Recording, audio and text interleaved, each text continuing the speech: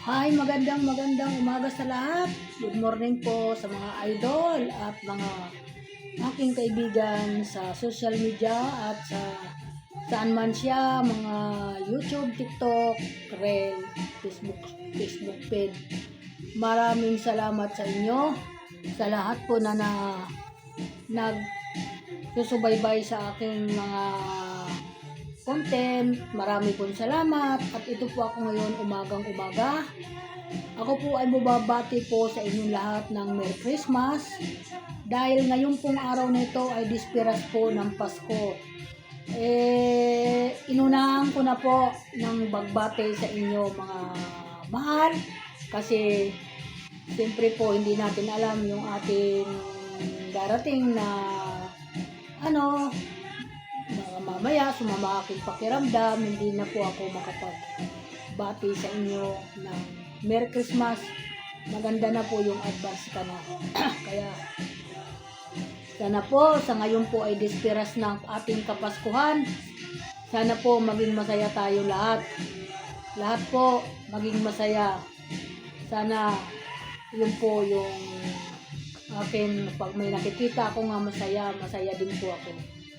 Sana po ganun po ang mangyari at matiwasay na tayo magdadaos ng ating kabaskuhan. Huwag lang tayo magpakalasing masyado dahil pag alam mo naman kapag sobra, yun po ay hindi maganda sa ating mga katawan. Kaya po, ako po sinasabi sa inyo, mag-ingat lang po tayo. Yun lang po sa lahat po na magsiselebrate. Mag-ingat po tayo dahil mahirap po yung hindi nag-iingat. Ganun po, idol. Ako po ngayon nandito sa aking bahay at nakaupo sandali dito at nagpapahinga para po maiisipin ko kung ano yung gagawin ko. Kasi alam ko yung gagawin ko, nakapagpalit na ako ng mga bedsheet sa kama sa taas. Pagwawalis na lang po ang gagawin ko, pagmamap. Para mamaya pag dumating mga alas 12 siguro darating dito ang bisita ko, yung aking mga apo at anak. Yun lang naman po yung darating ngayon dito sa akin kasi yung iba kong anak na nandun nga po sa ibang lugar nagpasko. Hindi po natin masasabi na talagang kasi may siya doon, may mga ginagawa kaya hindi doon siya nakapagpasko sa ibang lugar. Iyaan po natin yon. Ang importante po, kumpleto po tayo ngayong Pasko. Yun po yung ating masaya ko. Wala man tayong pera, magsaya pa din po tayo kasi hindi naman po talaga mahalaga yung sa atin, yung mahalaga din po yung pera dahil wala naman po tayo gagastos kung wala tayong pera. Yun lang po at manalangin na lang tayong mataimtim pagdating ng alas 12 mamaya na salamat sa binigay ng buhay nga kahit papaano. Nandito pa rin tayo. Malakas. Yun lang po mga idol. Marami pong salamat. Mag-iingat po ang lahat. Sa lahat po ng ating pagsiselebrate. Mag-ingat po sa mga aksidente ba. Mag-ingat tayo lahat. Lalo na sa aking mga anak na nasa ibang lugar. Sana po lagi kayong mag-ingat. Huwag kayo lagi sinasabi ko magmamadali. Huwag kayong mag-high blood kasi pahirap pag Pasko na high blood kayo. Taon-taon yan, lagi kayong high blood. Totoo po yun na pangyayari. Huwag po natin painitin yung ating mga ulo. Kahit ako man, medyo mainit nga din ang ulo ko sa ngayon kasi nga yung asawa ko, pasaway din. Sabi ko, iyan po yung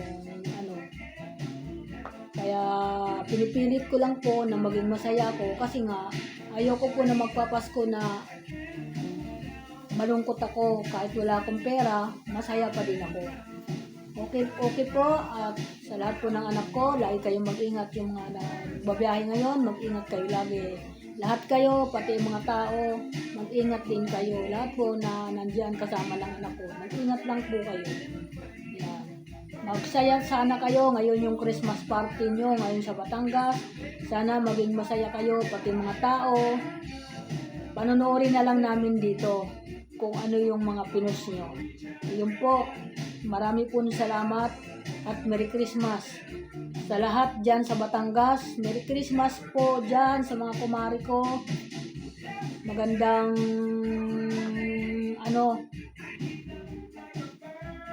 Merry Christmas na dumating sa atin ngayon. Okay po, thank you. Yung yung mga iba ko, mga kumari ko, lahat po, Merry Christmas. Hayaan mo, magkikita-kita din tayo. Hayaan mo, papasyalan ko kayo. Sa ngayon kasi, ngayon lang ako, hindi nyo ako makikita kasi medyo hindi maganda yung aking karamdaman. Pero pinipilit ko dahil malakas naman yung aking katawan kahit ganito lang ako. Alam naman ninyo ako, matiisin ako, di ba? Okay po, thank you, bye-bye. Ingat po sa lahat, bye-bye po. Merry Christmas po, Happy New Year, Merry Christmas.